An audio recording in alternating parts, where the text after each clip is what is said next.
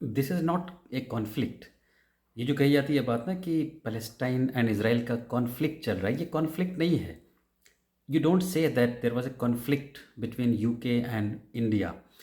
Britishers had occupied India. India में England का occupation था। यू डोंट से कि फ्रांस और अल्जीरिया का कॉन्फ्लिक्ट था। फ्रांस ने अल्जीरिया के ऊपर ऑक्यूपाई किया हुआ था। उसी तरह इटली ने लीबिया के ऊपर ऑक्यूपाई किया हुआ था। Same way Israel has occupied Palestine. Israel ने फ़लस्तीन का ऑक्यूपेशन किया हुआ है पिछले 7 डिकेड से। So you should learn how to read the media report. ये जो मीडिया में रिपोर्टिंग होती है, ये इन्फॉर्मेशन आता है, तो आपको उसको कैसे पढ़ना है ये आर्ट भी सीखना पड़ेगा। For example, like what you read in the media is that the war between Israel and Hamas, there is no war going on, right? ये वॉर नहीं है, ये जेनोसाइड है। जब जनरल डायर ने अमृतसर के जलियांवाला बाग में सैकड़ों हिंदुस्तानी बेगुनाहों को गोली से मार दिया था, तो वो कोई वॉर नहीं हो रहा था, वो एक जेनोसाइड चल रहा था। ठीक है ना। वॉर होता है जब दो देश की सेना आपस में लड़ाई लड़ रही हो ना, to आर्मीज fighting against each other. यहाँ पे इसराइल जब बॉम्बार्डमेंट कर रहा है इनोसेंट सिविलियन के ऊपर, हॉस्पिटल्स के ऊपर, इंफ्रास्ट्रक्चर के ऊपर, सिविल एरिया के ऊपर, लोगों से कहता है कि नॉर्थ से साउथ की तरफ मूव करो। कितने लोगों से कहता है? एक 10 लाख से भी ज़्यादा लोगों को, यानी 1.1 मिलियन लोगों से कहता है कि तुम मूव करो, और उसके बाद उन लोगों के ऊपर बॉम्बार्डमेंट करता है। तो इसको वॉर नहीं कहते हैं, इट इज़ लाइक जेनोसाइड या एथनिक क्लीजनिंग।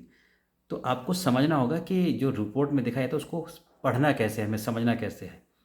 जब आपने ये पढ़ा कि हमास ने 40 बच्चों को बीहीड किया, यानी उनकी गर्दनों को काट दिया, तो आपको हंसी आनी चाहिए, क्योंकि ये इतने बड़े बड़े झूठ बोलते हैं, ये इतने सफ़ेद झूठ बोलते हैं कि इनके झूठ बोलने पे आपको अब एक्चुअली गुस्सा से ज़्यादा हंसी आनी चाहिए। It is the same media, it is the same Western propaganda who made you all believe in 2003 that Iraq had weapon of mass destruction. तो आपको मालूम होगा कि उस ज़माने में क्या न्यूज़ देते थे ये लोग बिफोर इन्वेडिंग इराक। उन्होंने हर तरफ से न्यूज़ चलाया कि भाई इराक के पास वेपन ऑफ मास डिस्ट्रक्शन है, उसके पास ख़तरनाक केमिकल वेपन है, बायोलॉजिकल वेपन है, न्यूक्लियर वेपन एक्वायर कर सकता है। And they would say in the news कि अब सिर्फ 45 मिनट्स के अंदर इराक जो है लॉन्च कर सकता है। And what was the result? That almost all of the world believed in the lies of the Western propaganda. और उसके बाद अमेरिका ने इराक के ऊपर इन्वेड किया, और उसके बाद 10 लाख से ज़्यादा इनोसेंट इराकी सिविलियंस को मार दिया। That was not Iraq and US conflict. So on the same line, what is going on today, full of Western propaganda that Hamas beheaded 40 babies, and then you heard from other sources also in the West also that कि भाई ये खबर जो है झूठी थी, या ये खबर का कोई सबूत नहीं है। तो ये लोग झूठ इसलिए बोलते हैं ताकि अब आगे जाके वो जो जुल्म ज़्यादती करने जा रहे हैं वो थोड़ा सा उसका वज़न कम हो जाए, थोड़ी जो है यानी कि सीवियरिटी उसकी ज़रा कम हो जाए। Similarly they lied to you that Hamas has raped women. A Muslim can not do this things, right. A Muslim कभी भी beheading द किड्स या फिर रेपिंग वुमेन या फिर बर्निंग समन अलाइव ये सब नहीं करेंगे। सो आपको ये आर्ट भी सीखना पड़ेगा that how you should interpret the news which comes in to the media. And last जहाँ तक बात है हमारे इंडियन मीडिया की, तो लेसर सेड बेटर।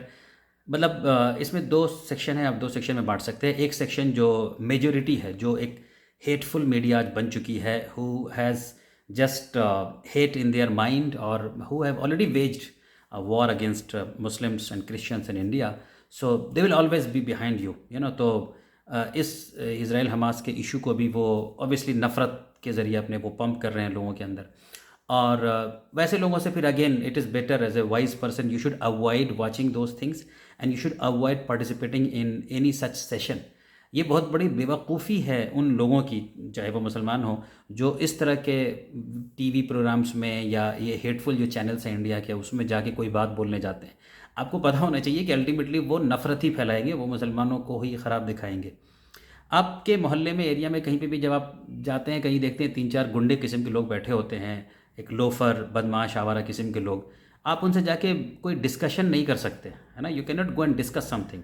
आप उनसे कोई एकेडमिक बात नहीं कर सकते, आप उनसे कोई अच्छी बात नहीं कर सकते, क्योंकि उनका जो मिजाज है, उनका जो अंदाज़ है, वो सिर्फ लड़ाई झगड़ा, गाली गलौज, नफ़रत वाला ही भरा होगा। तो आप वहाँ से साइड से निकल जाने में ही अपनी इज़्ज़त को बचाना समझते हैं।